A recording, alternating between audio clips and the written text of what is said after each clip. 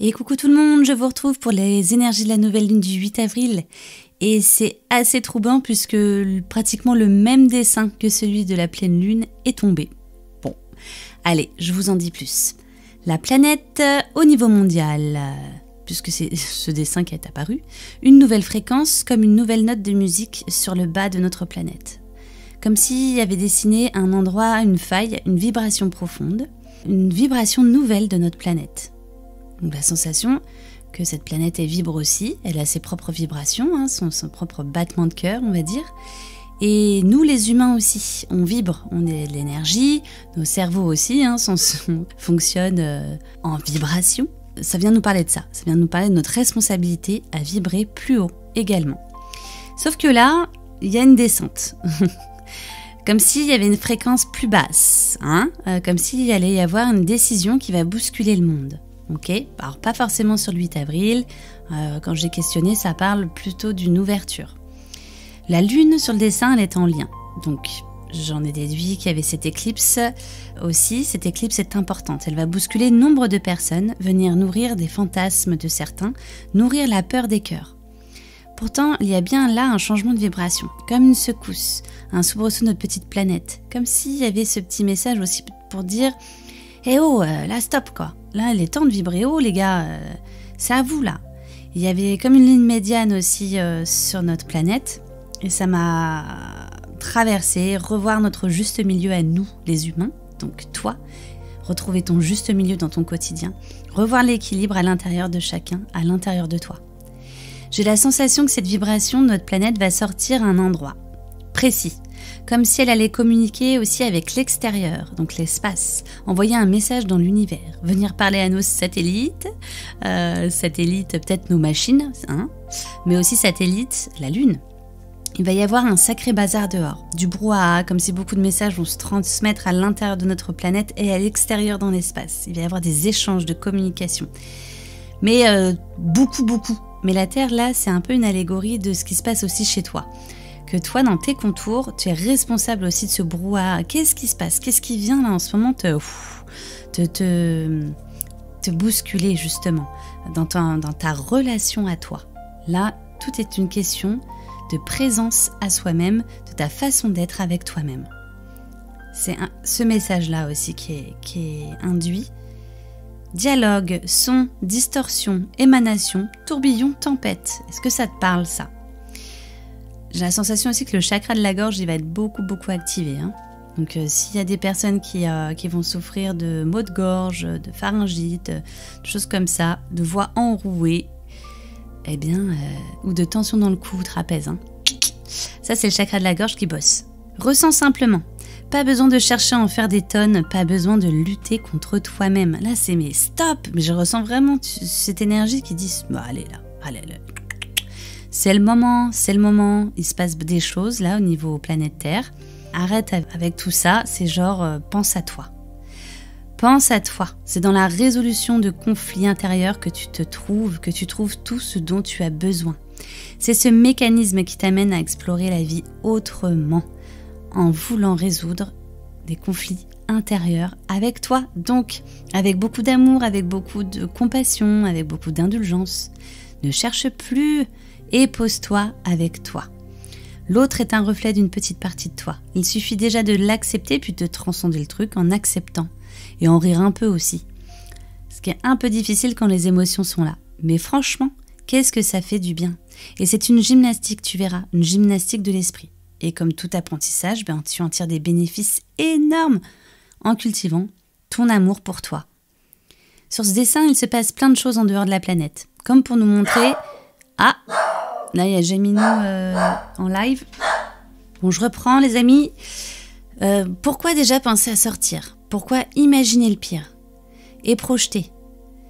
Pourquoi tout le temps être dans la projection et à vouloir prévoir toujours en oubliant d'être dans ses contours, en oubliant d'écouter ce qui se passe à l'intérieur de soi.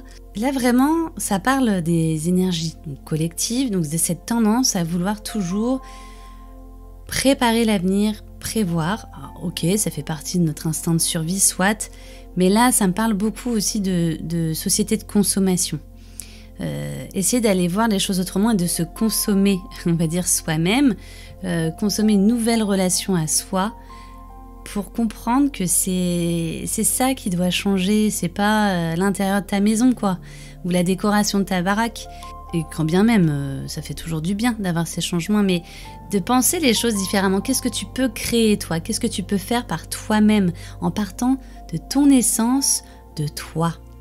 C'est ça, comment tu peux être créatif en respectant aussi ta planète. Parce que là, franchement, c'est vraiment... ça insiste. Ce message, il insiste. Ces canalisations, elles insistent sur le respect de cette planète et sur le respect de tes contours. Est-ce que vraiment tu te respectes, tu vois, dans ton quotidien? C'est une question qui est à se poser. Moi, j'ai pas la réponse. Souvent, on n'a pas forcément la réponse. C'est comme, c'est bien beau de connaître ses émotions, que derrière les émotions, il y a des besoins, mais encore faut-il avoir du temps avec soi, donc de ralentir pour comprendre ce qui se passe et s'explorer soi-même. Voilà.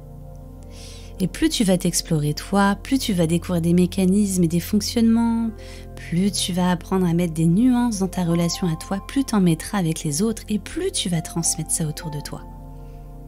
Sans chercher à établir un plan de « je vais transmettre, nanana ». Non, tu vas émaner ça. Bref, n'attends plus que les changements viennent de l'extérieur. Sérieux, actionne petit à petit en faisant ce que tu peux. Bouscule-toi un petit peu, tu vois, titille-toi là, genre « oh non, je vais pas y aller maintenant. Non, je suis pas prête, je suis pas prêt. » Non, mais si, vas-y, tente quand même pour voir un petit peu.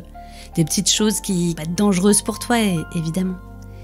J'ai été traversée par le fait que la planète change de fréquence ou d'énergie. Il va y avoir de nouvelles vibrations qui vont émaner d'elle. Ce sont de nouvelles énergies qui vont émaner à partir de ce jour-là, du 8. Comme une ouverture. Dans une dernière canalisation, j'avais reçu l'expression aussi une ouverture de balle. Tu vois ? Comme si on va rentrer dans une nouvelle période. Il va y avoir un phénomène nouveau qui va nous impacter tous, mais pas forcément tout de suite. Le processus va se faire genre avril, mai, juin. Voilà. Ne me demande pas pourquoi. Moi, je te dis ce qui me traverse. Nouvelle fréquence. Bon, après, j'ai eu le mot amérindien. Rien d'autre. Une énergie extérieure qui vient impacter la planète, la surface et l'intérieur. J'ai eu des trucs, ça m'a parlé de l'océan Pacifique Nord, ça m'a parlé de changements, de vibrations. Bon, j'ai eu le mot explosion aussi.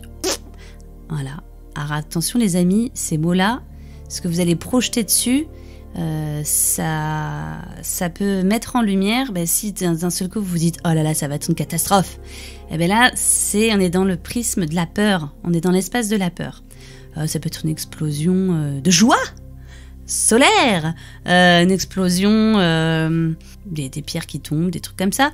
Mais moi là, je n'ai rien en plus d'informations à vous donner sur ça.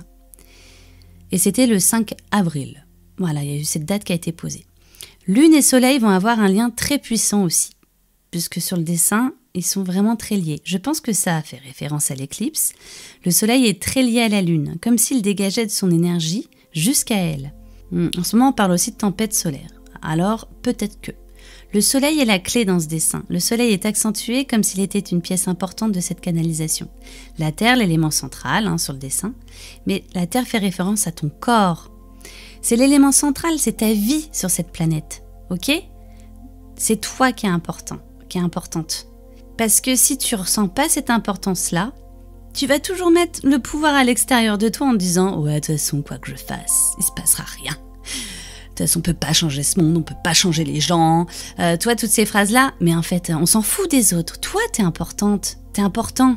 Et qu'est-ce que t'as envie de voir ? Qu'est-ce que t'as envie de faire dans ce monde ? Pour toi, pour ce moment court dans lequel tu vas être là, à vivre, tu vois, sur cette planète, dans cette vie. Bref, c'est ce que tu fais au quotidien qui est important. Réouvre ton cœur à la prière, si ce n'est pas déjà fait, aussi pour te réouvrir à l'amour.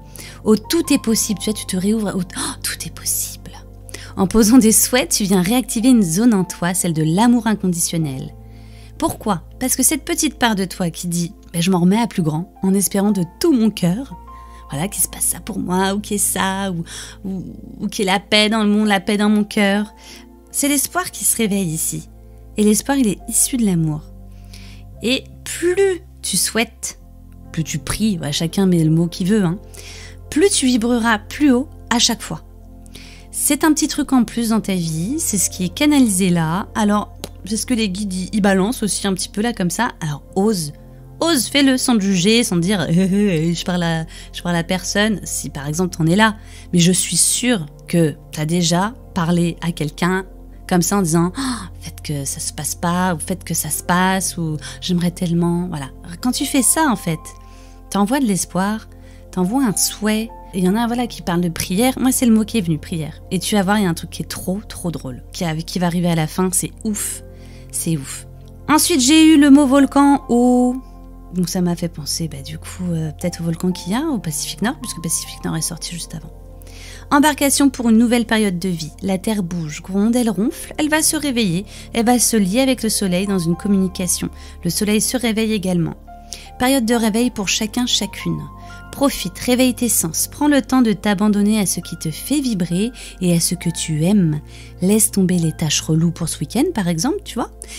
Ou en tout cas, fais le minimum et ouvre-toi une semaine et un week-end rempli, des gens que tu aimes, des activités qui te mettent en joie. Continue de faire ce que tu avais prévu, peut-être, mais avec une autre façon de voir ton quotidien, avec ce petit sourire, tu vois, qui pose un regard nouveau sur ta façon de procéder. Continue de nourrir ce que tu aimes et joue le jeu les prochains jours, ce jeu de « et si je ralentissais tous les trucs qui me gonflent là dans mon quotidien ?» Alors oui, tu es obligé de faire à manger, d'acheter tes aliments, tout ça, mais le reste, ça peut attendre. Si tu repasses par exemple, franchement le repassage, mets-le à plus tard, tu vois. Ou juste le minimum. Là, l'idée c'est fais le minimum de tout ce qui peut te saouler, de ces tâches rébarbatives en lien avec notre quotidien. Le quotidien des maisons, des 4 murs, tu vois.